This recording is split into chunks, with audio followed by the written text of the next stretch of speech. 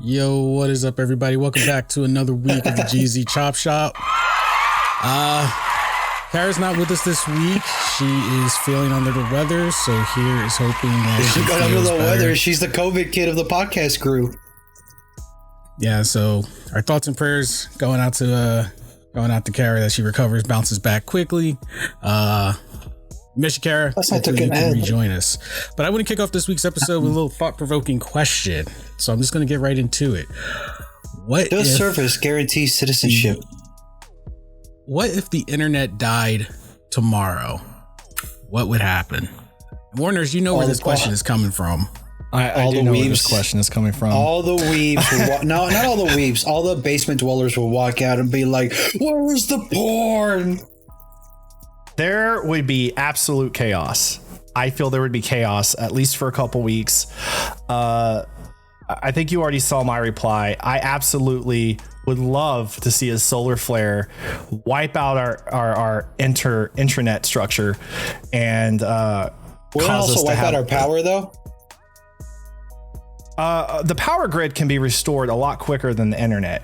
Yeah, it can. There's cables that run under the ocean, cables and setups that connect all the continents, and not only would it cause chaos, you got to think about the status of the world right now and how much anger and you know, we're on the brink of war constantly with so many countries and other countries with each other. If there's no way to know what's going on, who's to say that that's not an opportunity for countries to start invading or attacking other countries? Well, if it does cut out the internet and communication, how do they know? Like, was this a U.S. attack? Was this a Russian attack? Was this a Chinese attack? Well, fuck them. They're next door. I think they attacked us. Yeah, I mean, EMP has nothing on wiping out the internet, in my opinion. You know, we can recover from an EMP to an extent, but if the internet was truly destroyed, we'd be lucky if we had global internet back within months. I mean, it would cost trillions of dollars to fix the internet on a global scale. Just for the US alone, it would cost a projected $7 billion to get it back up. Now, for anyone who wants a little bit backstory on like, whoa, where is this coming from? That's probably not going to happen.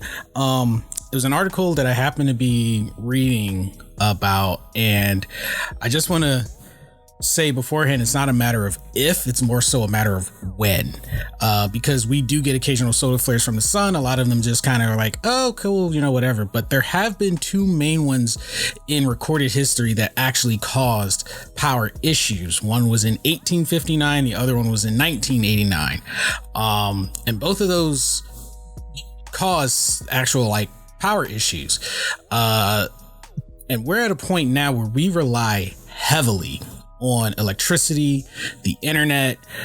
A lot of people don't know what to do with their day. Like, if they don't have their cell phone, they don't know what to do with themselves. If they don't have the internet, a lot of people make their living on the internet, they wouldn't know what to do with themselves. And it was pretty much a professor that was breaking it down.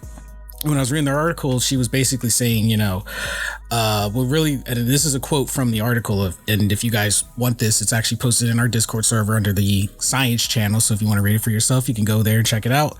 But she was saying what really got me thinking about this is with the pandemic, we saw how unprepared the world was. There was no protocol to deal with it effectively. And it's the same with internet resilience. And this was an interview with Wired. So basically, this is kind of like, and it makes me think, and I started doing some digging, and there were, health experts that were also talking about like, if a big pandemic or something broke out, how unprepared we were. And for the most part, a lot of people, because I still strongly believe a lot of people will dismiss things that don't fit with their personal happy outlook on life. So a lot of it got put under the rug, like, oh, that's not going to happen in our lifetime. We don't need to worry about that. That's just the stuff that happens in the movies. And then boom, here we are. We're in COVID. We were totally unprepared because nobody wanted to accept that this could be a possibility. Everyone's saying that was in the past. We're more prepared now. The flu, that was in the past. We're more prepared now. Bond play, that was in the past. We're more prepared now. We can handle anything. And then COVID hits and we're like, oh, we're not prepared. We can't handle everything. Yeah, and it's almost like the feedback, the chaos that ensued was, which continues now, is almost causing, I would say, more damage than the virus itself. Now, that's not to downplay the people dying or being sick, but in its own right, the chaos that has ensued from that globally, and definitely here in America, is absolutely insane. And this article came out a day ago, which means, there's people watching this. Then they're saying, like, it's not if, it's when. And I know, like I said, a lot of people probably don't realize the severity that this could cause. But can you imagine? Personally, I think it would just be utter total chaos if COVID isn't resolved by the time the next one hits. Now, if you do the math between 1859 and 1989, correct me if I'm wrong, but that's like 130 years. A lot of people think, oh, it'll not happen in a lifetime. We don't know when the sun will do it. None of us have control over the sun. The sun could decide tomorrow to have that solar flare. And they're saying, just a solar flare in general would fuck us over, especially because we've got like 30 to 50 miles of cable connecting continents with repeaters every, like, I want to say like 50 miles or something. I can't remember the exact thing. If 60 to 90 miles. Yeah. So a repeater going out in the middle would screw up everything. And they said it wouldn't be hours. It would be months before they could get that grid back up and running. So you're talking severe decline of outreach, total blackout. Now, national and regional internet, cool.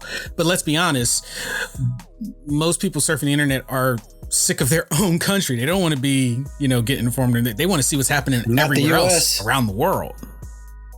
So months of a total blackout. Oh, you got to think too. Anything that's powerful enough to destroy the internet just on its own would absolutely. I mean, that involves the satellites too. The satellites are going to be the first to go. Yeah. So, you're not just looking at global internet power outage for months, maybe even more than a year. You're looking at complete disarray and chaos. Inside every single country. You're looking at the military having absolutely no radar, no means of communication. It would impact every aspect of the entire planet. What would this do for flights? And I'm talking there's absolutely no way you could fly. You have to have you have to have the ability to have radar and communication, which is done with radio signals and satellites. So there's absolutely no way that it would happen outside of maybe smaller planes that go shorter distance that don't carry, large groups of passengers. So travel would pretty much be a no-go because a lot of people today, and you know what? This brings back a topic we talked about months ago. We were joking about it, but now I'm thinking this is something where, we probably should go back to teaching something like this in school, is how to read a paper map, because GPS gone. Oh my God. For the most purpose, useless. Maybe we need the reset button. I'm thinking, for personally, I'm like, hey, everyone just needs to go into timeout. What was it called? The Carrington event? Was it the one that was in 1859? Yeah, the Carrington 1851. Event. The one that burned and destroyed what was it, the towers and the telegraph wires burst into flames. Auroras were seen all over the planet. So it's a scientific possibility, and it's happened at least twice before that we have knowledge of. I've read before that historically there's evidence that it's happened a few times over the past couple thousand years. There's a theory saying that solar flare is what killed the dinosaurs and not an asteroid. The asteroid came after. And there's also another theory that a solar flare is what caused a reset of humans, where the humans that survive in caves and dwell in them were survived because a solar flare hit the earth, resetting a lot, killing a lot of the local life on earth. And the humans in the caves were the reason we're still alive today. Okay, I love this, and I'm going to put my tinfoil hat on because I love anything to do with when science meets not just fiction. I don't want to call all this fiction, but when science meets maybe we could call it not just theories, but conspiracies, I guess you would call it. So when science meets possible conspiracies, and then the middle area. The solar flare thing with the dinosaurs and what you said about the human race, that's interesting. I'd love to read about that. But I'd still have to side with the evidence that shows that it was an asteroid and on top of climate change that wiped them out. It is terrifying to think that the sun can have basically a pimple pop and fuck everything up. That's basically what it is. The last huge solar flare that missed us had the ability to do exactly what we have just talked about, but it missed us. It went in a different direction. Mm-hmm. Do you guys remember, it's coming down to chance. You guys remember that show Discovery Channel had once where they talked about like severe natural disasters, fucking asteroid, and they had an episode on solar flares and how that it was like in the early 2000s, like 2005. Where they talked about if a solar flare of that magnitude that we're talking about right now hit Earth, people on life support would die. Planes would start falling down from the sky. It made it seem like just this alone would fuck the human race so much that we would revert back to building tribes and recreating human race. We would.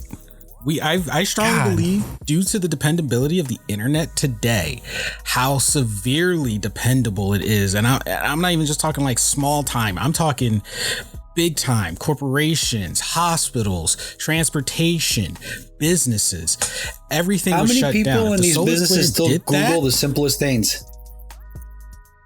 There would be no Google. The one thing that could be no Google. Solar flare.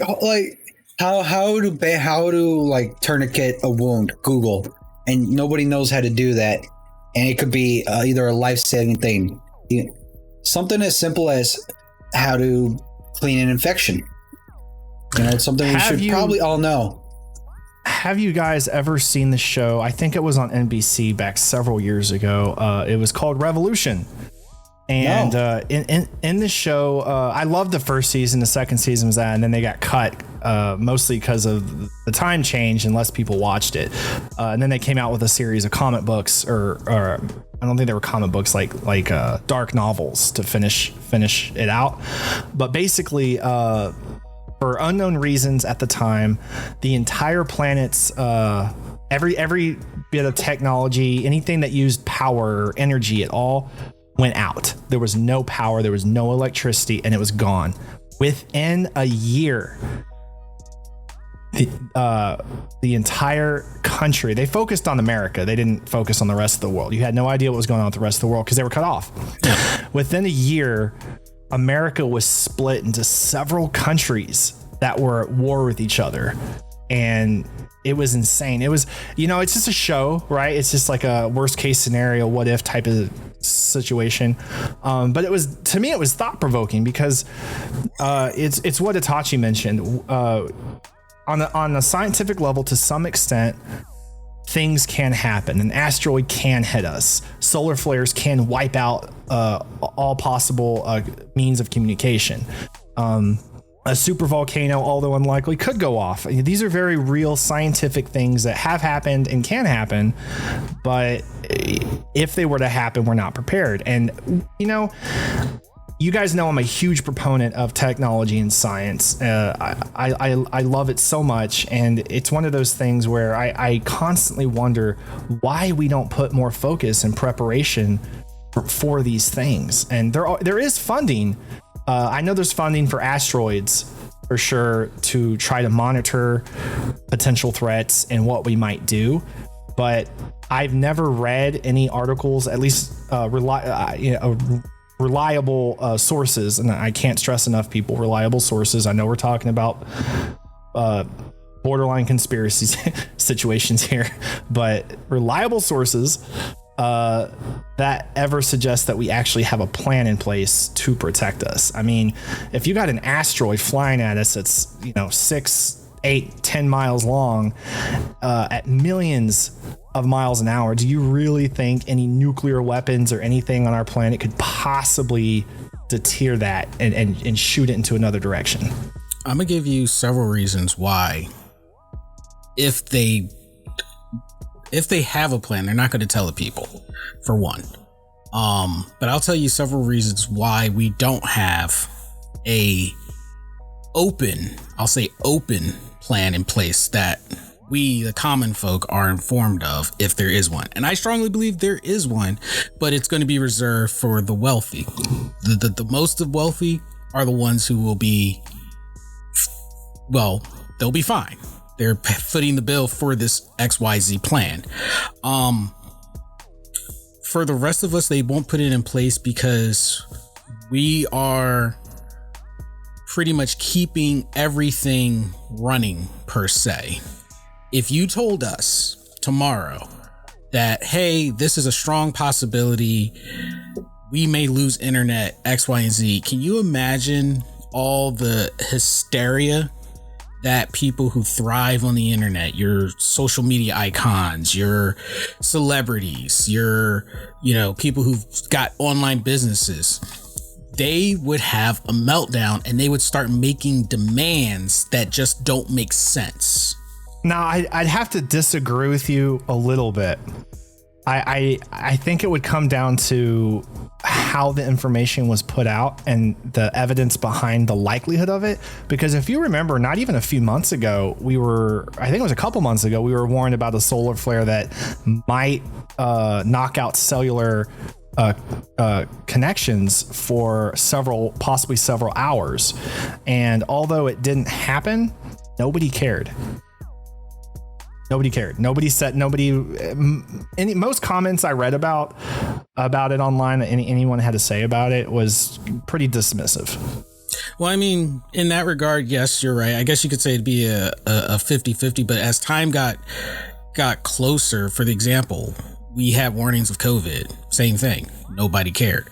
At this point, it probably wouldn't, I guess it wouldn't really matter how they put it out, but the majority of people, yeah, you're right, they probably wouldn't care, but there's still going to be that group of people who are going to be like, look, what do we do about this? How do we handle this?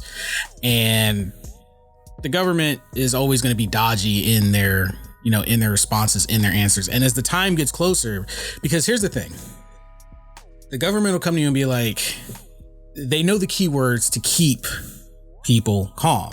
They know how to make people not care, but then they can say, we told you.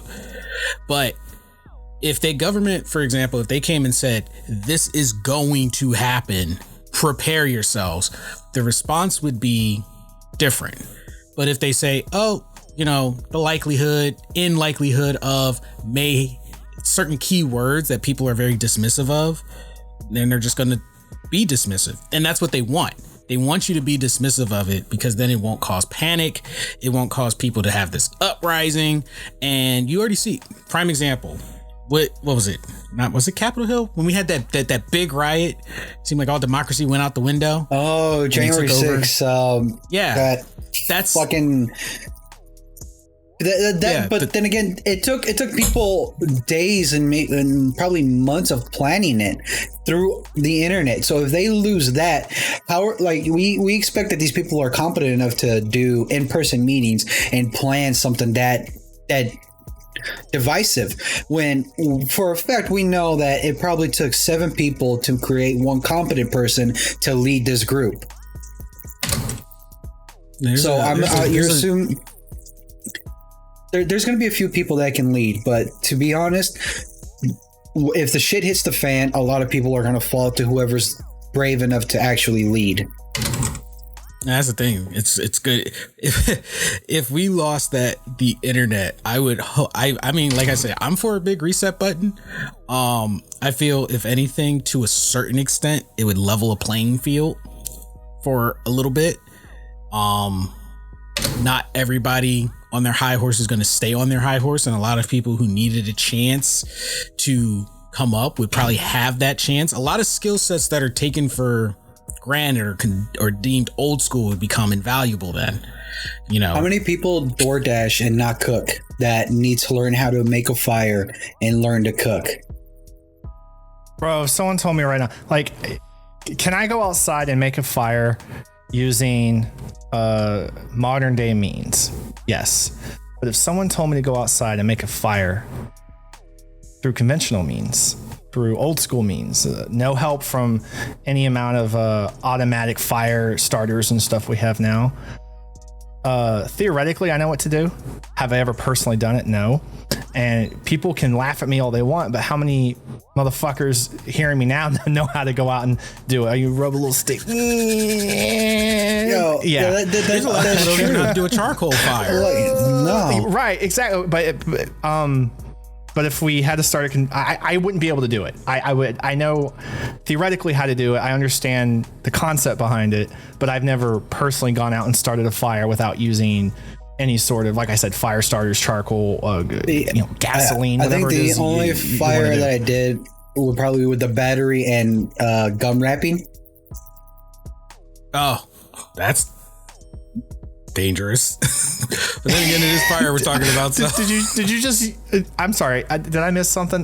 Did you just mention using plastic to start a fire? No. So you grab a battery, and then you know how there's like the small tin on gun wrapper. Mm-hmm. So you peel off the plastic, you cut the tin, and you put one end on the tin to one side of the battery, and the other on the other, and the middle will light up like hot enough to start a fire. The only thing I can think of right now is it's been a while since I've seen, what's that anime where they get this is it called Stone Dr. Stone? Dr. Stone, yeah. It's always been a while since I've seen it. Dr. Stone. When boys making like the most advanced ass technology. How many of us are going to survive? Because he's so smart. Because we watched Surviving with Bear Grylls. So some of us that watched anime, we actually might be okay. I found a show that 20 years ago, before the power outage, there was an anime called Stonewall, and I just learned it from there how you can put sodium bicarb and so together. Just going. I don't know why in 20 years I'll sound that old, but I did find a show where it was talking about the solar flare you guys are mentioning. It's called Perfect Disaster, and it's the second episode of the season, and it's called Solar Storm. And it takes place in New York. What would happen if a solar flare was enough to like knock down everything? What would happen in New York with certain people, and see the effects it could have. That was in 2006. We've known for a long time we be fucked.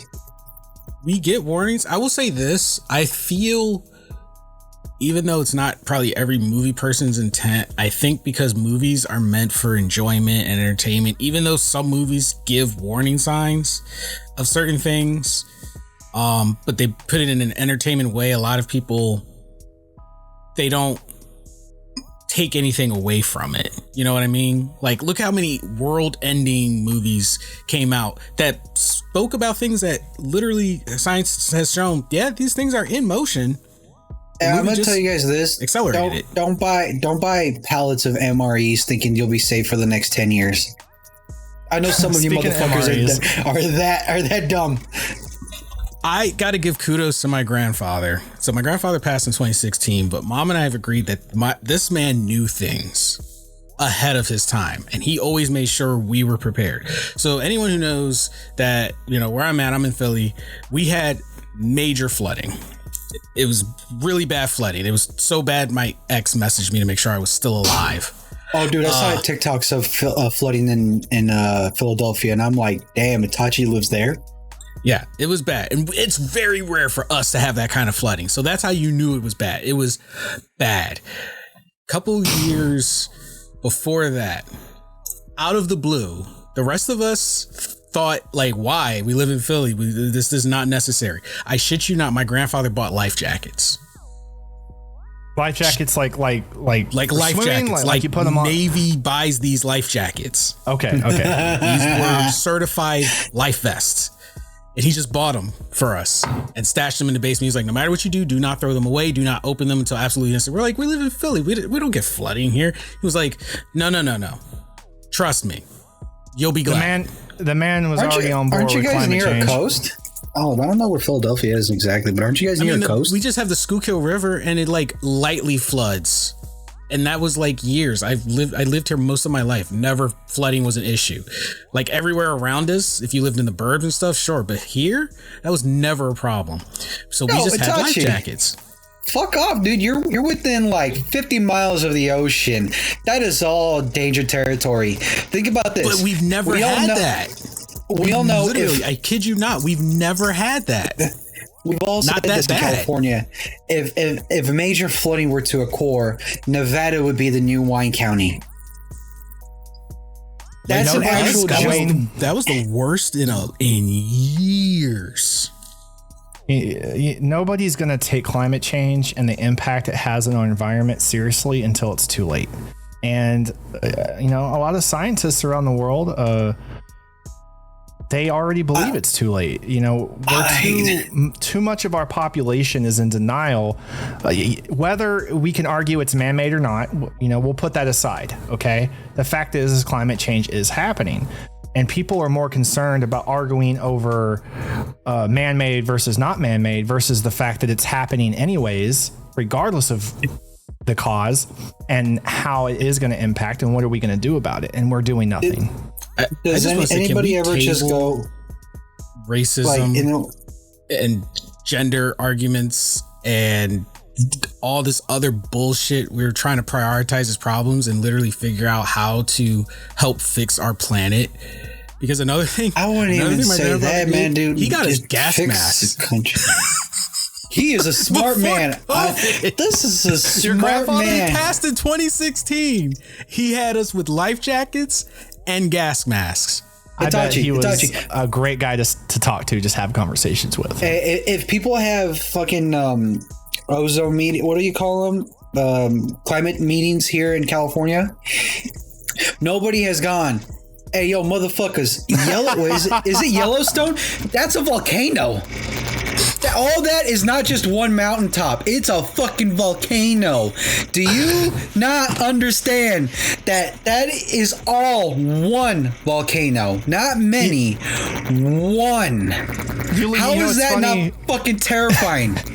It's funny you mention that because I've had people, like I've been in conversations where we talk about national parks and vacations and stuff. And there's been a couple of times where I've said, I have no intention of going to Yellowstone Park and I'll never go. And they're like, why? It's so beautiful. I'm like, I will never in my life, even though the likelihood is very, very tiny. It's happened historically before, but Woody Harrelson right now died. It's very, very, very small chance. I will never on purpose go stand on a super volcano ever. I'm good. It's a fucking volcano. No one goes about like, hey, yo, that's a fucking volcano. How does that? No one, like, everybody just looks at it. It's like, it's a fucking mountain. It's not going to blow up. The fact that it has a chance of going off and putting us in a severe winter. Itachi's prepared because he could put that gas mask on and be like, yeah, you guys breathing in this ash now, motherfuckers. I'll be on my little boat with my little life vest, with my gas mask that my grandfather had already prepared for us, and ride this out. Anybody remember the movie 2012 where the fucking super volcano Yellowstone exploded and killed Woody Harrelson? Yep. Yeah, fuck off. Fuck off. We're talking about natural disasters. The whole California can go under at any moment. They won't let me tell you something. At least in the US, things will not be taken serious until California literally falls off the map. And if you watch most disaster movies, that is what fucking happens. It winds up separated, or it's completely, when they show like the post map, California is just gone. Because everyone knows it's either an earthquake away from falling off or a volcano away from becoming uninhabitable anymore.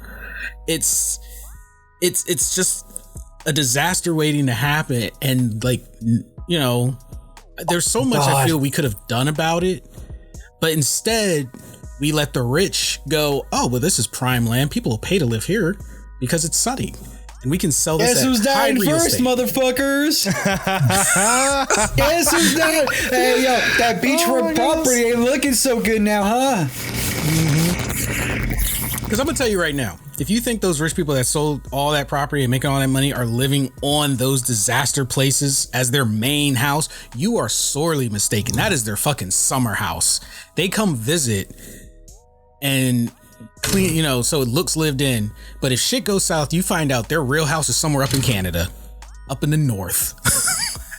They most of them, they already know this. They just sell it to everyone else because everyone's like, hey, I live in this great place. And I mean, look at all the, shit weather and what happens in Florida and all the earthquakes in Louisiana, which for the life of me, you would think they would have better plans because they get hit all the time. What about all those tornado counties, tornado states? So it's like, hey, what do you have to warn us against tornadoes? This big fucking horn telling you to get the fuck out the way? That's the best they got. Touching back on the solar flare, they said if it was to hit like now, we would only have 13 hours to prepare for that. 13 download all the porn hours. Download all the porn. That's what I'm saying. I feel like, I'm not saying everything we're focusing on is not of importance, but I feel like there are some issues we really like, right? Like, I did not go deviate. Careful what you say, from our usual Jeezy banter, but I just feel like things like this that are outside of human control should be taken seriously. It's almost like space is like, oh, you think I'm a joke? Okay, I got you. There's a reason no one can hear you scream in space. Which makes me wonder if the satellites go dead because they're pretty much run on internet. What about the people in the International Space Station? Like, what would happen to them? Are they just gonna fall out of the sky? Are they just gonna they're gonna die somehow? Something's gonna happen. Like, what's gonna happen with them? Like, I need to know. Because this is we got billions of dollars floating above our heads, and I want to know if my tax dollars are going to come raining back down on my head. I want my money back, but not in that fashion. So I need to know. Like, is that why Elon is such in a big hurry to get people into Mars? Bro, that's probably why. And he's like, maybe this is his subtle hint. Like, hey, Earth is going to shit. What would the preparations be for something like that? Like a solar flare hitting Earth, no internet, but power will be back on within a few days. So, you probably just have to survive on. It wouldn't. They're already saying flat out, it would not be days. It would take more than months to fix that. So to get the power back in months to survive, what would have to happen? Like, what would people need to do? First thing is go find some farmers and make friends with them and help them handle their crops. Well, definitely, no, but seriously, learning how to grow your own food would definitely be a critical skill. Backup generators, keeping a supply of backup generators so you can keep your own house powered. Learning how to work with gas. A lot of people find gas stoves and we're not talking about farting. Okay, not methane gas. That's no. But how to work with gas or how to start, cooking with. I mean, even if you don't know how to start a fire, if you could get charcoal, learn how to start charcoal fire, get some lighter fluid. That's not automated. Like chemistry class in high school failed us because they could have easily taught us how to make our own propane gas, how to make our own gasoline, how to make our own. Then you'd have a lot of kids running around starting fires, though. So for now on, when someone asks me, like my hobbies and what I do, I'm not gonna say I like to work out. I'm gonna say I train. And they're like, what do you mean train? And I'm just gonna look at them like this. I'm gonna go, I train. Is working out really a hobby? And it's not, but training. I train. Training isn't a hobby either. And I'm gonna go for everything. For everything. Well, training could be a hobby depending on what you're training. What are you training for? The end. I'm training for survival. Training for the end.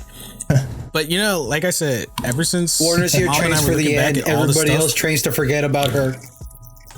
Wow. But yeah, ever since we look back and saw this stuff my grandfather had been prepping for and left for us, I'm like, you know what? I'm not sleeping on any minor quote unquote news. If I see it pop up, I'm gonna take it seriously. Because you never fucking know. And I think for some reason, subconsciously as humans, we don't like anything that conflicts with our personal interests and our personal way and outlook of life. And that's just all humans in general. If it doesn't fit our personal narrative that we see for ourselves and our tomorrow, we want to be dismissive of it. Keep that bad energy over there. It's not likely going to happen. It's a maybe. Ugh.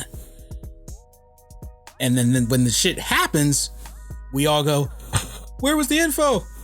Why didn't we know? And when anything catastrophic happens in the world, we spend more time trying to place blame instead of collectively trying to figure this problem out. And that's what's going to keep us. That's probably what they're considering when they say how long it's going to take. We're not going to come together to just say, okay, the shit's happened, let's fix it, because we're not preparing for it now. It's like Yuli said, we'll know it's a solar flare, but just government instinct alone is going to go, is this an attack? And then someone in some position of power is going to instigate. Because just look at how petty, just be honest, let's look at how petty we are about wearing masks in a pandemic that is still going strong. All you need is one person to say, the solar flare was not a real thing. This is an attack on our country. It's not constitutional. Yeah. Solar flares can't hit us. It's against our rights. Yeah. And then all it takes is that one person to convince the feeble-minded. How dare that sun get so offended? Flare flicked upon our constitution. So offended by that solar flare. And nature's like, everyone's so offended. Nature's like, I'll show you offended. I'm offended, motherfucker. You know, it just came to me how I could foresee the country becoming divided into factions. You would have the scientific who were like, this is what happened. This is what we need to do. They would come together. Then you would have the pure government. No, this is an attack on our soil. We need to find out who's responsible, who's with me.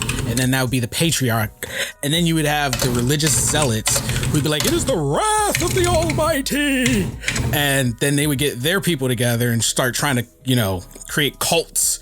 That's three factions right there. I'd be more afraid of the zealots than anything. They would be the strongest, in my personal opinion. They wouldn't need the military power. They would just need to be persuasive. The thing is, people with strong beliefs are deadlier than people with faulty beliefs. Yeah. Because they believe in something so strong. Like we've seen serial killers who believed in their beliefs so much that they've done heinous shit. Yeah. And believe they're doing the work of the... Yeah. And people are probably going to shit on me. Like, why are you comparing serial killers with these religious people? It's like... It's the same train of thought, but in a different area. That comes to a sort of philosophical thought process that something we talked about. I remember talking about in psychology in college, and I really loved the conversation, even though most people were teens to early 20s and had garbage ass thoughts on it. It was ridiculous. Anyways, the idea was coming down to what's right and wrong versus what's best for humanity. And it's hard to say because people's idea of right and wrong influence what's best for humanity. And I remember there were so many different opinions. There was, religion, morality coming from religion versus right or wrong. We'd have to turn to, religion. There was, we don't need religion. The greatest minds in the world could come together to decide what's the best for humanity. Then there was, what about everyone's individual rights? Kind of like something that we're dealing with now with abortion and the COVID vaccine. So many different things. We are our own worst enemy. We're not capable, unfortunately, of considering what's best for humanity and humanity's future. We're more concerned collectively about ourselves and as individuals. And we already have the proof of great minds coming together, deeming what's best and seeing how that turns out, because a prime example is the voting suppression in Texas. That's a quote unquote great mind who's voted into a position of power that is so determining weird. What is the best. Is it a great mind or someone that's very charismatic? They're two different things. Well, that's why I says that, religious zealots would reign supreme, because if you give the illusion of power and confidence, people flock to that charisma. You know who we should put into power to like get shit done? Gay guys that turn straight guys. Because if you're able to convince a straight guy to suck your dick, what in the hell is wrong with you? I'm gonna stop you right there. I'm gonna.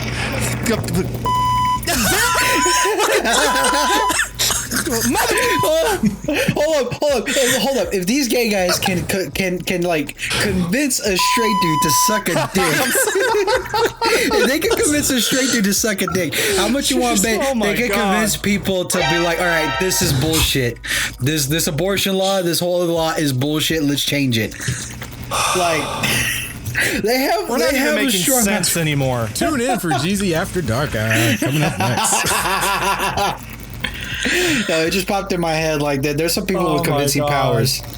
We can have a whole session of on today's episode of what pops in Yuli's head. You know what? Here's what I'm gonna say. You know what needs to be in a position of power? First of all, not humans. Just let the alien race come over. Oh, I was gonna say, fuck humans. Reset. Let the dogs rule the world. Dude, you find out how dogs really feel about us. Hey, hold up. The dogs in Rick and Morty, that dog world. Look, Google, I'm not fucking talking to you. The dogs in Rick and Morty with the Snowball. God damn it, Google. With Snowball, when he's like, that world that they created looked peaceful as fuck when they took over humans and humans were the pets. Like that looked more. I'm sorry, more do you have a tractor running in the background? Probably. Do you guys hear it? I don't hear anything.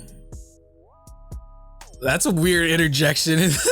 I know. Like, do you have a tractor running? I'm like, what tractor? Like, there's a bunch of cars revving their motors right now, but not a tractor. All right. Well, that's definitely something we could go into on the After Dark episode. We've already crossed over into a G. You started this. Oh, I did. I definitely did. You know, what sometimes topics? What topics? Let's just take a break from our sponsor, Patreon people. You guys are our sponsors, our favorite people in the world. Thank you for supporting us. And our game development wouldn't be here without you guys. Wouldn't be here without Itachi either. So let's all thank Itachi. Give him a golfer's clap. Those silent claps. No, absolutely. And me and Yuli and Kara would not be here if it wasn't for Itachi. This podcast has been a lot of fun. We've watched it have ups and downs and slow growth. We've had some spurts here and there with some affiliations and sponsors. So all of you guys out there listening who enjoy our show, please check out our Patreon for our other podcasts. Keep up with our game development and see all the other things that we have going on. We really appreciate you guys. Which, by the way, this podcast today is sponsored by Gamma Games. Make sure you go check out our merchandise shop, thegzshop.com, sponsored by yours truly. So make sure, go check it out. Thank you, sponsor. You're welcome. So, moving on before we go down the political and human psychology rabbit hole further, touch on a little bit of our favorite platform, Twitch. Within this last week, man, they had two big streamers leave their platform. Real recap. 2 weeks ago, we talked about the boycott. Let's catch up. Did that shit do anything? Were we right that it did almost nothing? It made a dip, but it didn't do anything. They made that revenue back the very next day. What was Twitch's response to that?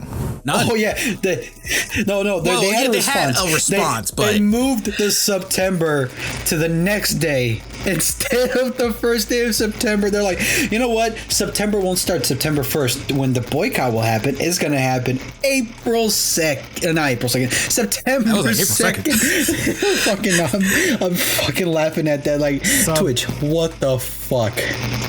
And then September turned into turned into September. Fuck you. Yeah, the email, like I got the email, I sent it to the guys to check their emails and read it, and I could put it down to a few words because the email was about the hate rates. It literally said, "Fuck you, not our problem."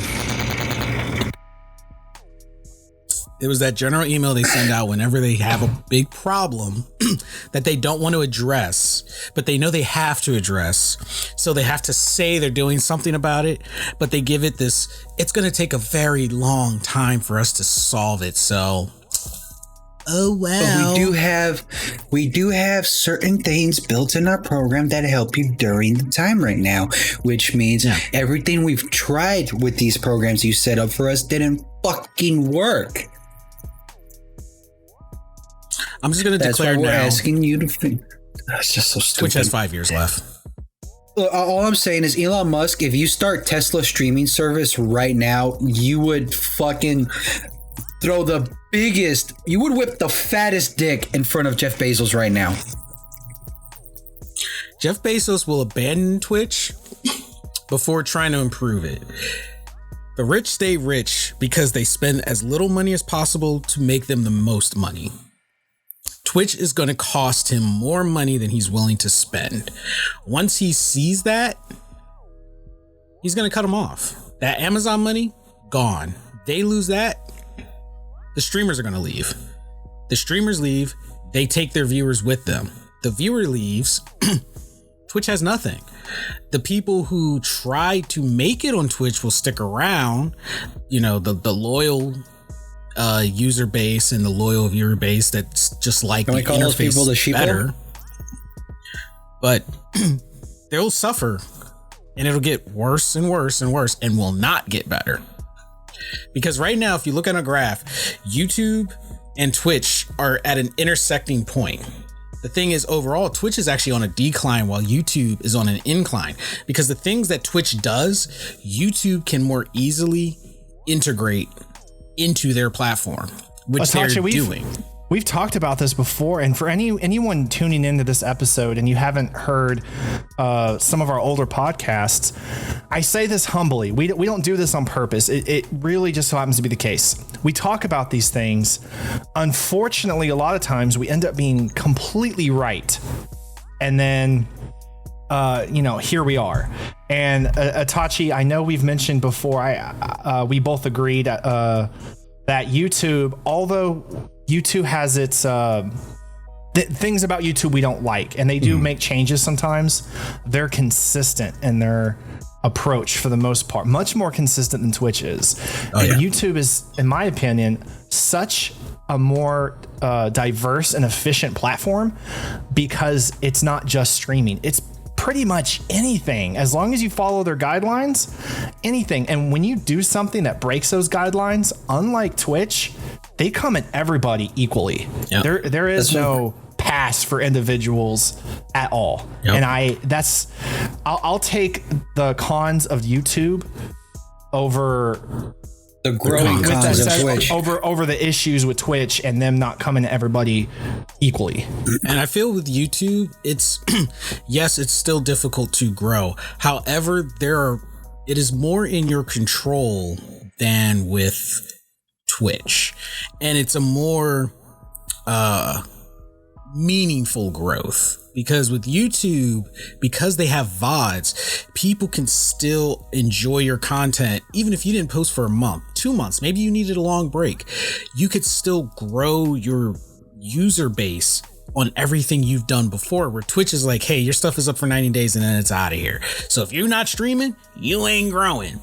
And it's hard for people to find you on a platform like Twitch because they, for some reason, refuse to make an algorithm that levels the playing field.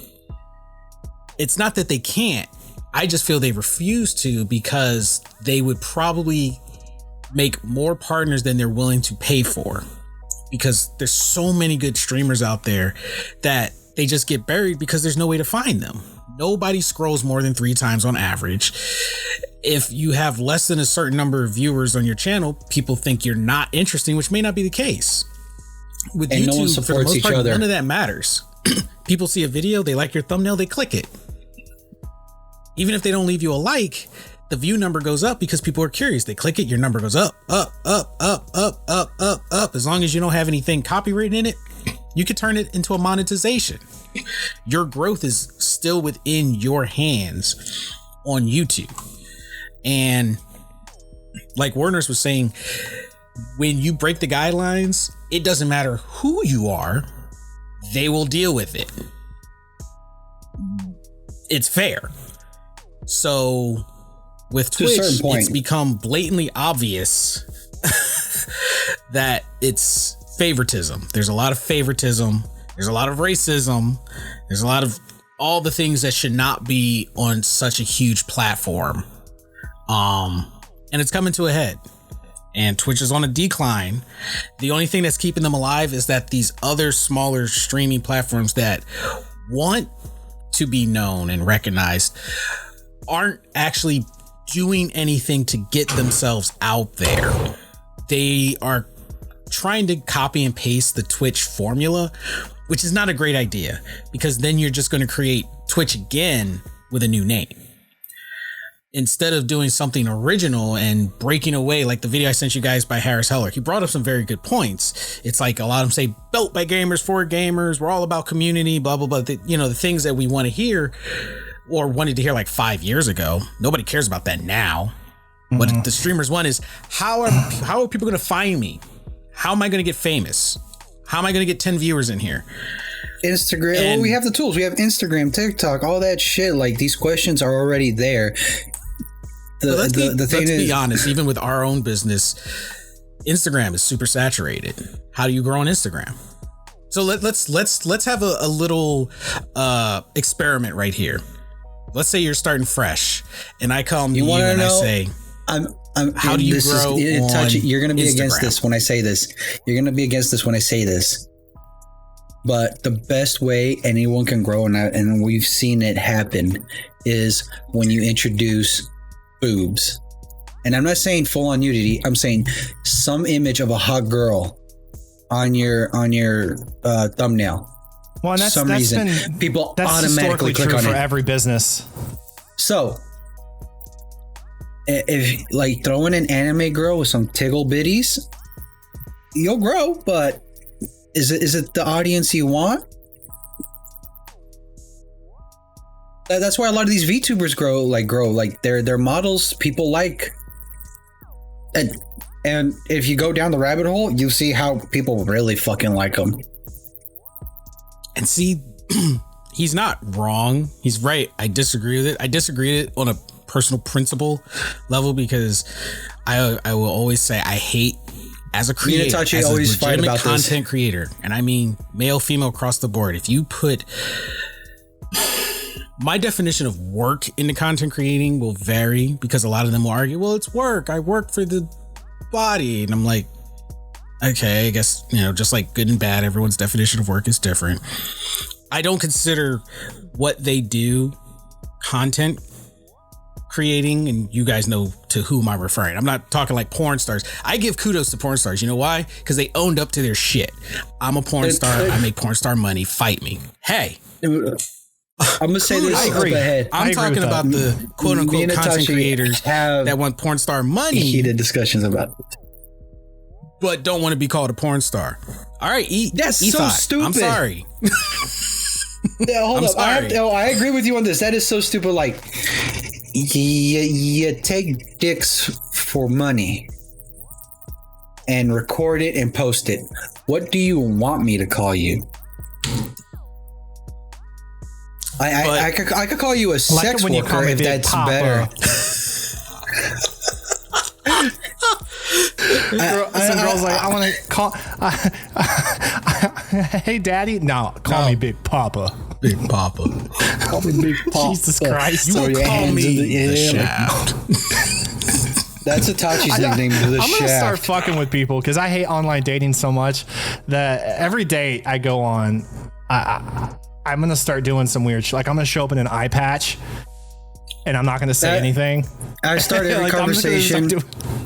The thing I learned is I start every conversation with an anime GIF, and if she doesn't respond with another anime GIF, I know she's not the one I want to date, and move on. I told someone one time that messaged me. I said, "Look, I just want to get to the point here. Let's go out, get shit faced, eat a bunch of sushi, and just see what happens." And fuck. I didn't care. And it's not because, like, don't get me wrong. I'm not looking like I'm just trying to, like, get laid or something. I just don't care anymore, because obviously what comes out of my mouth, anything that's sincere, doesn't matter. Nobody cares. Yep. No one, I'm just like, well, fuck it. I don't care anymore. I'm at least going to get material out of this. At least have some kind of fun, right? And then, just like Yuli said, if someone runs with it, they're for me. Yeah, that's a fair outlook. Like, don't respond to a message with, like, basic shit like hey or whatever, because then you're just gonna run into thousands of random girls that probably won't like you because of certain things. Put something out there that you really enjoy, and if she vibes with you with that really enjoyment thing, there's a high likelihood that there might be a second date, there might not be, but at least you guys will vibe at something. And drinking together and having just start that writing their profiles the way the females do. Put that shit like a fucking resume. I'm just gonna get a shirt that says vibe. Vibe. No, you know what? I'm gonna buy Warner's a shirt that just says vibe. Horny. We're just gonna buy you a shirt that says Horny. I just want to vibe. Make it like I just scientific. want vibe. What does that See how mean? smart I just people want are. to vibe. Like, draw a horn and then put +E. You know what's funny? Sometimes I don't want like an actual date with a girl. Like, sometimes I'll be like, hey, do you just come over? I order DoorDash and watch a little bit of anime with me, because that is a better use of my time with someone than going out to dinner. Can we make a shirt just for our sitting there merchandise awkward. shop? Can we make a shirt in our merchandise shop that says relationship status? Underneath it says E for everyone.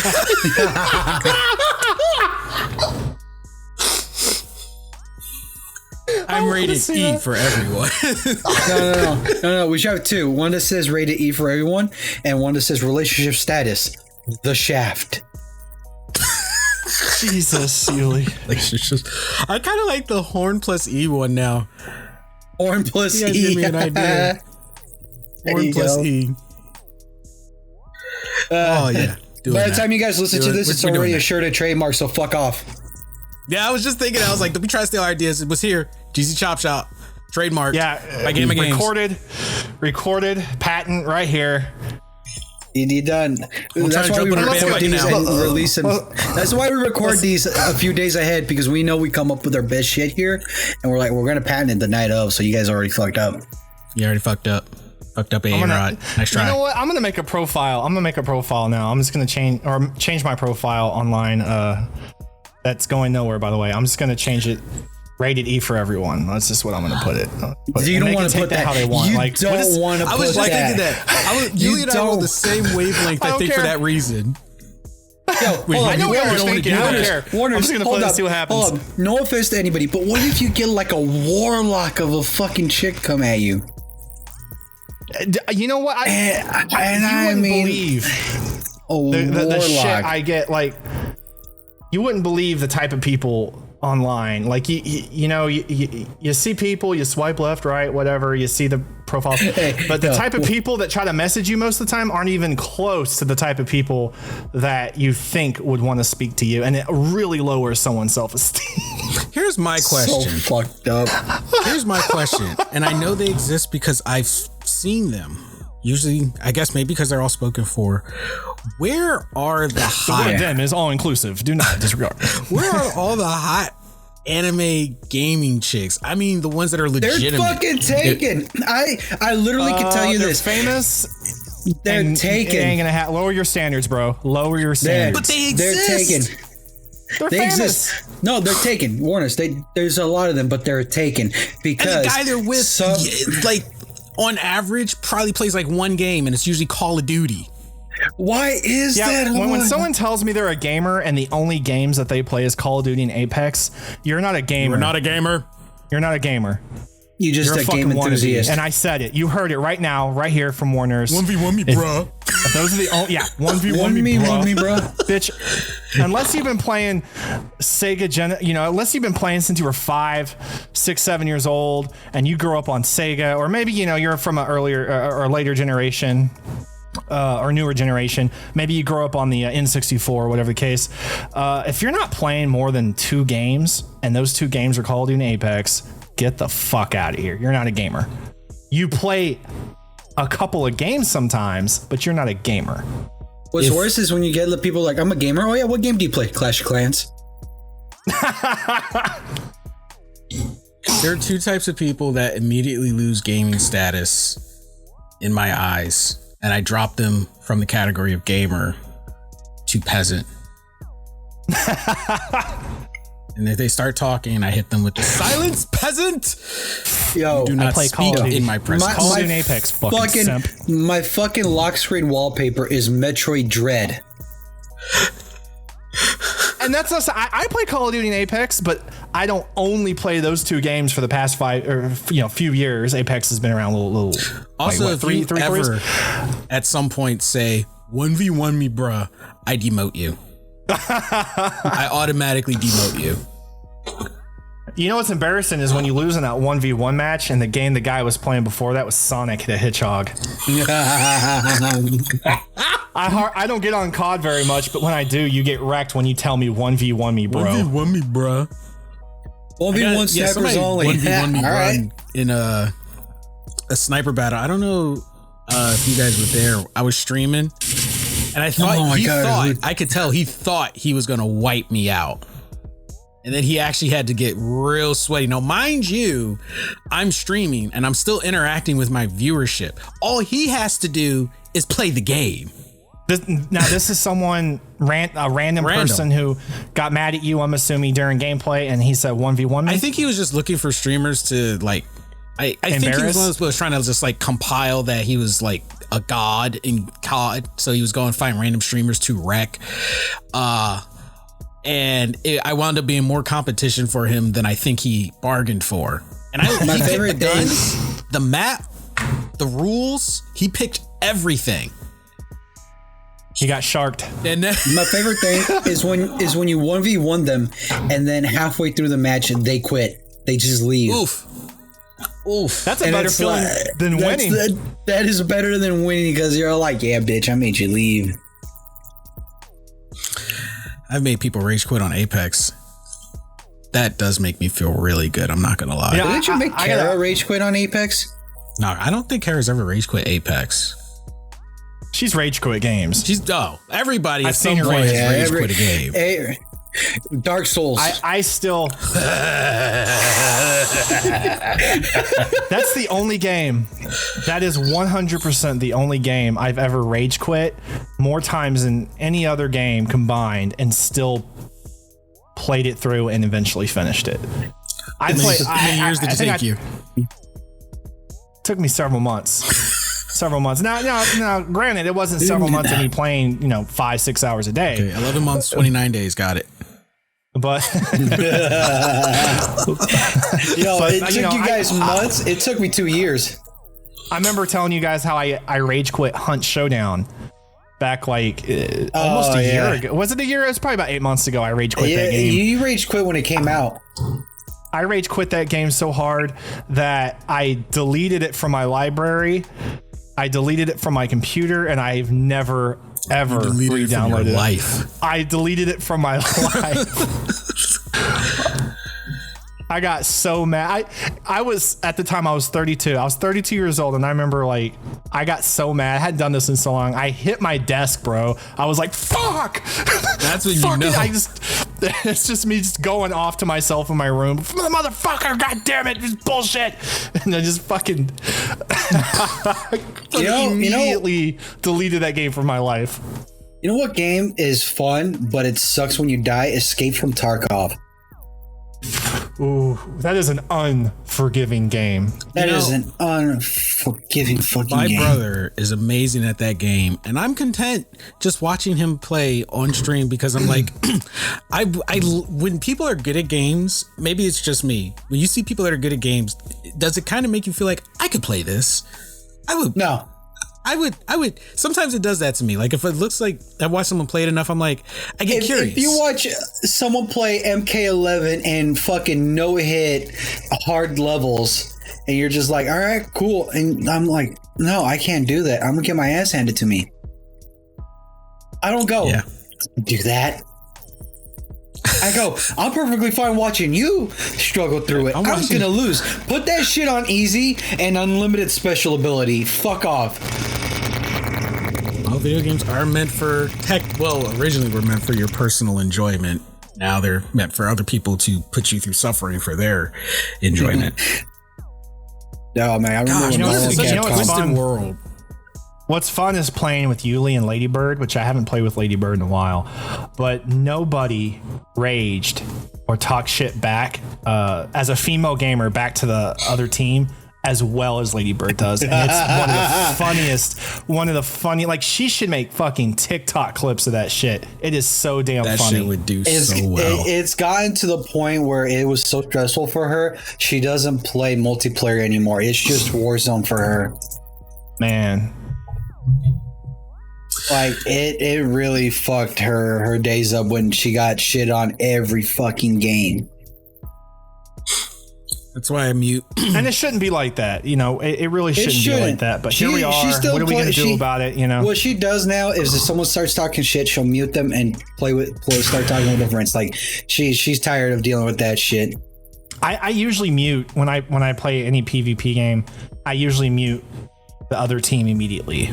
I don't. Oh, yeah. I love listening to them talk shit because just because I don't want to hear it. You know, I'm playing on my day off. I want to have fun. I'm the type of person that I'll hear it. We know what type of person you are. Oh yeah, I'm gonna. Oh my god, it was. I've seen Yuli get attacked verbally from the other team.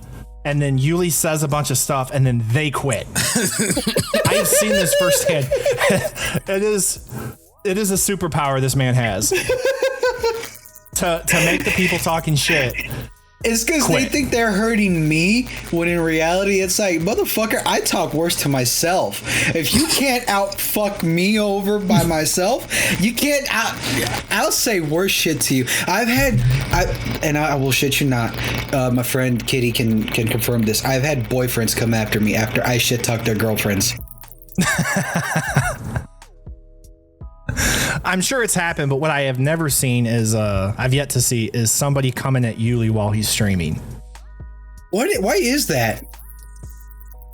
That's a good point. When I stream, it's always peaceful and okay, but the moment I click on stream, yeah, like I'm just waiting for someone to come into Yuli's stream one day, just talking mad shit. I will say what probably I want to know how he would do it. Maybe if he kept doing it, he would have had it. But I think what saves Yuli right now is the fact he's a VTuber. A lot of people want your real reaction because they want to clip it. It's a lot harder to antagonize. But also, I don't react with antagonization. Can't say the word, but with people fucking with me, like I don't react the way they want me to react because I know in my head as soon as they start talking shit to me, it's like they want a reaction out of me. Let's have fun with it. That's why I turn on the switch where it's like, all right, well, they're shit talking. I'm gonna have fun with it.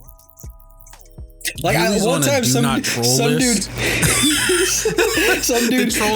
came at me. Call of Duty. Some dude came at me talking about my mom, and I immediately went to, "Oh yeah, well I fuck your dad." Immediately shut the fuck up, and I'm like, "Yeah, you can't do nothing about that." Yeah, don't ask your mom how I'm doing. Ask your dad how I'm doing. He can't say anything to you because then he would be insulting his dad too. It's like, yeah, call me what you think you want to call me, but then you're calling your dad that. So I like it when you call me Big Papa. It's like, yeah, you like sucking dick. I'm like, no, but your dad does, and he's good at it. Jesus Christ, Yuli. I was the pitcher. He was the catcher.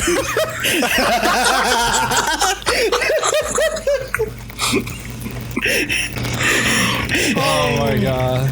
And yeah, that's how we I wonder how many people are going to listen to this and they come into my streams and try to get me irritated. And like they're going to try their hardest. I'm like, I'm just going to make a fake account. And come at Yuli one day. I'll make a fake account, come at Yuli one day. Just to see what he says and be like, and then just be like, this is good material. this is good. Is it? He's not reacting to it. He's not doing anything. Yo, daddy. Then I'll get on the podcast a couple weeks later and I'll start talking about this scenario I saw, and Yuli's slowly going to be like, wait a second. Wait a fucking second. No, you know what the actual thing is gonna happen is like I tried to troll this guy once. It fucking failed because this motherfucker wouldn't give me any reaction. I'm like, this motherfucker was trying to get at me. Yeah, honestly, it'd probably be his viewers that would flip out. Yeah, my viewers would probably. His viewers would come at me. I have loyal friends that watch me. Make me cry. I'm sorry. Hey, one of my little friends is Ladybird. Yep. She'll come at you. I give more reaction to people that actually know me and come back than people who like try to troll me the first time around. Actually, I don't know why Itachi hasn't cut me off because I'm always trolling him. I'll never forget when I was poking fun at Kara in her stream, and these people know me. They know me, they know Kara, but they are so loyal. I got called out during the stream, and then I got banned for like 10 minutes. And I think Yuli was there for that. I was there. I remember. It was J-Bell is the one that banned you. It was J-Bell who banned you. I was like, I was kidding. Oh. I don't remember what I said. Like, I know it wasn't anything derogatory or anything like that, but I was just poking fun at Kara. They were just tired of your shit and just banned you for the meantime. Bro.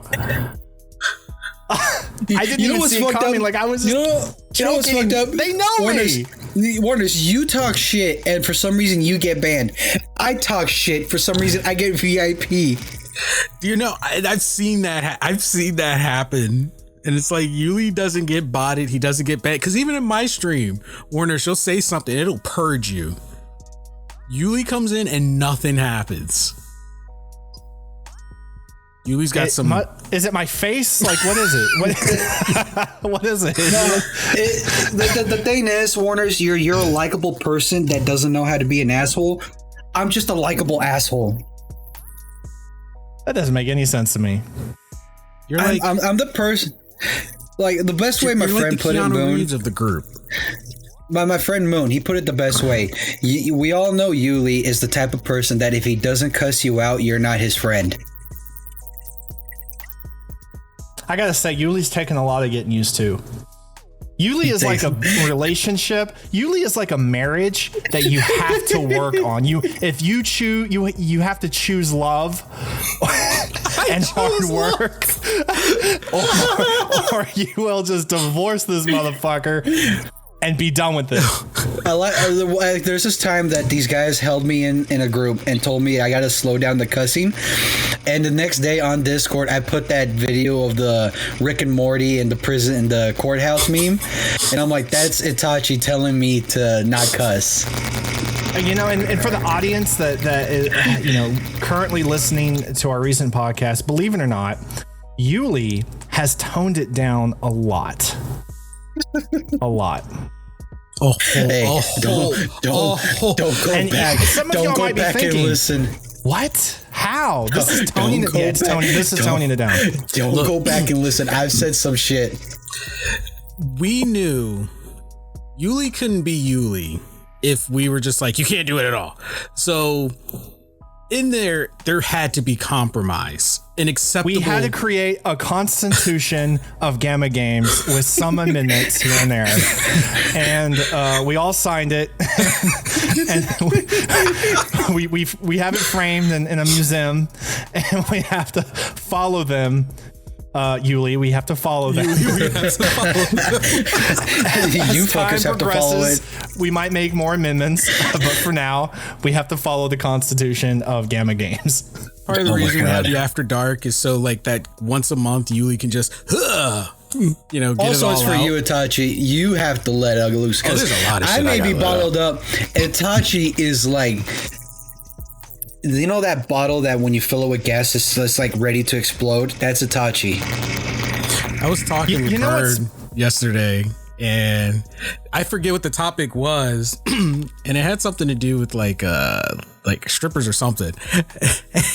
God bless them. And all I said was, "Oh, bro," and he was like, "No, that wasn't an open invite to vent." I was like, "What are you talking about?" All I said was, "Oh, bro." He was like, "I know how you feel about it." I was like, I wasn't gonna say anything. It's not that time yet. I always bring it up. I always bring it up in our group chats just to get Itachi riled up because it's always fun to see him go hard on it. I would love to do a podcast, an After Dark episode with Burn and Yuli.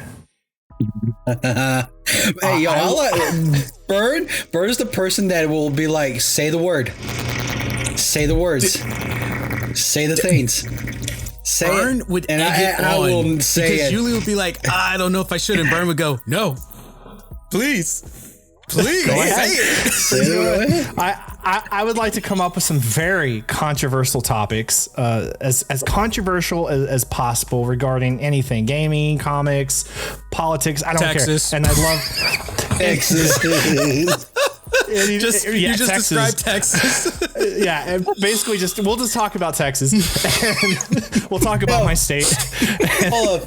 Did you guys hear that China banned gaming or limited it to 3 hours a week? Yeah, they did. It's a real thing. I didn't believe it. They did what? They limited gaming for people under a certain age to 3 hours a week. I'd like to know how they're monitoring this. Internet. It's China. They know how.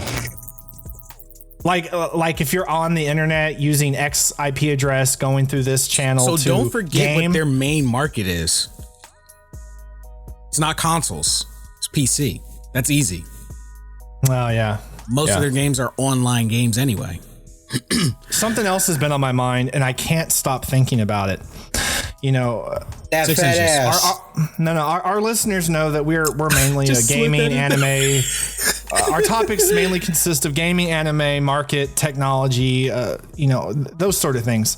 And the fact that Itachi came in hot today over solar flares destroying the planet has me wondering how bothered was he about this scenario since he read it earlier today to come in with that Itachi. topic immediately.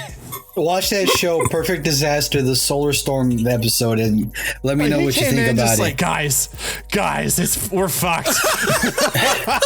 So I'm gonna tell you why I was coming in. I'm gonna tell you why, because we're so fucked. Thank God we have life vests.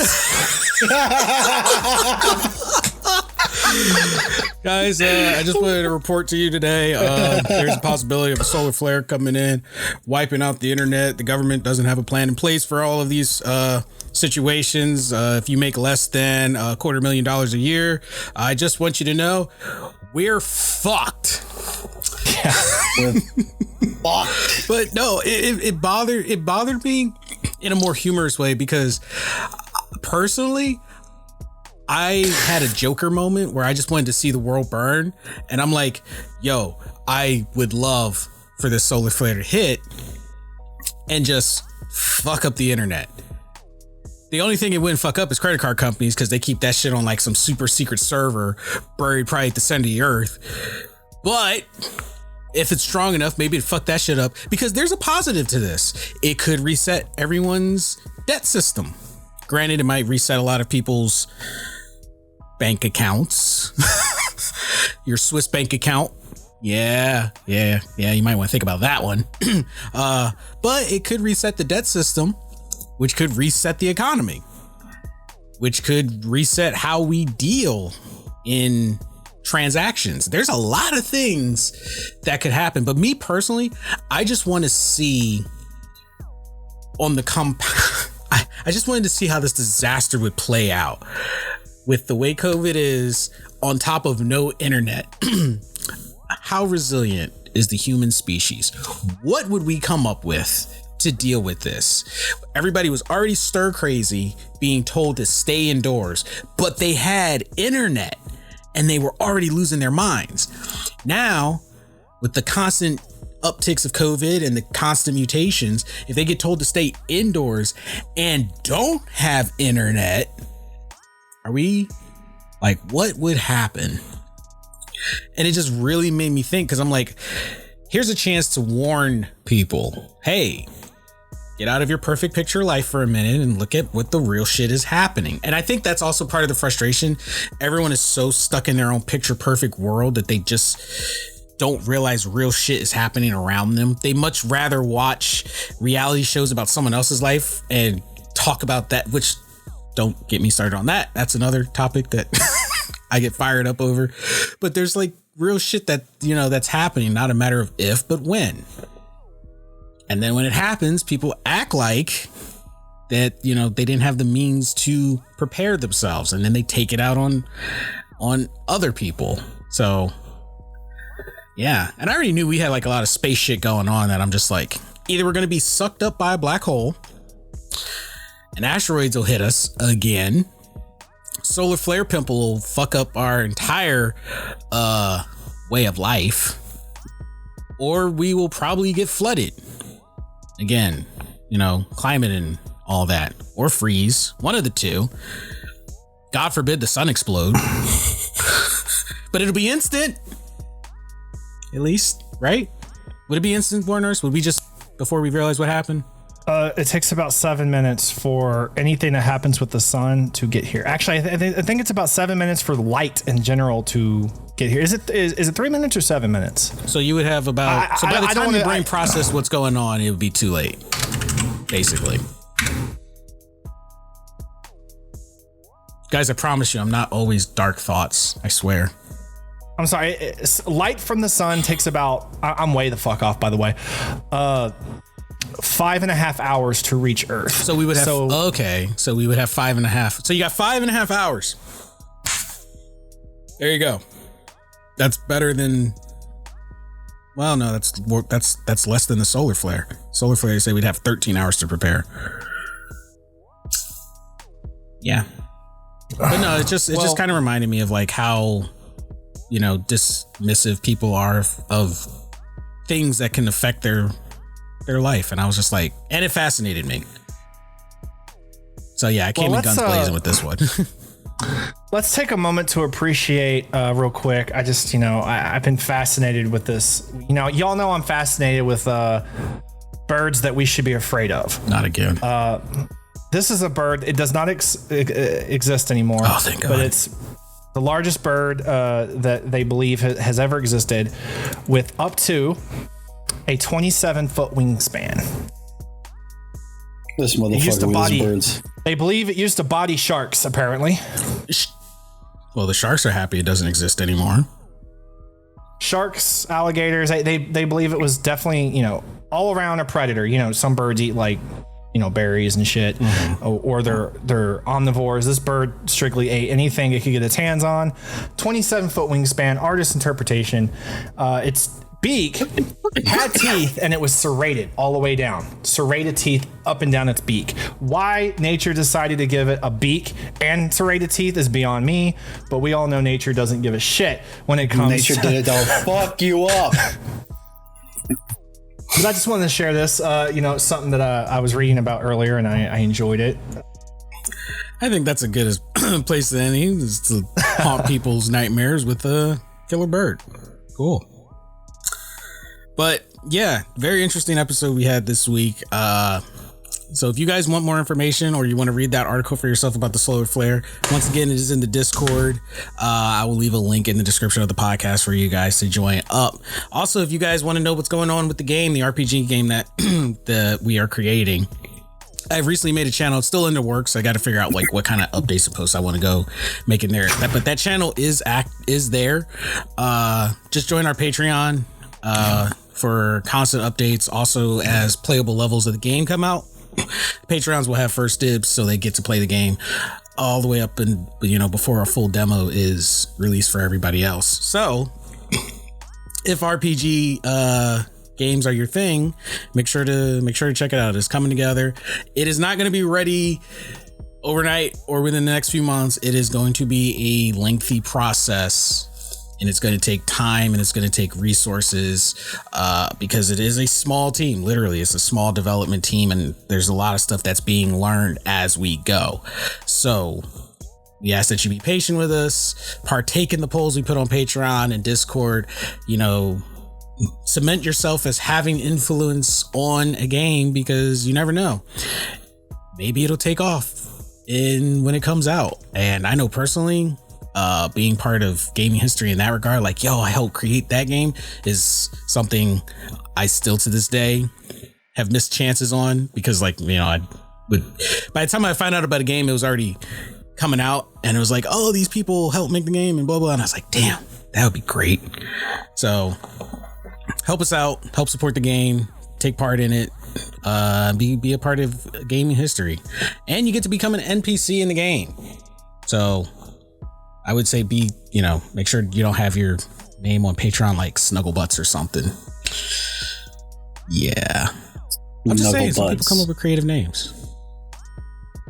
Warner says this. What was the name that I said before that I wanted to be a character? If it Marissa was Tomei, me and Marissa Tomei.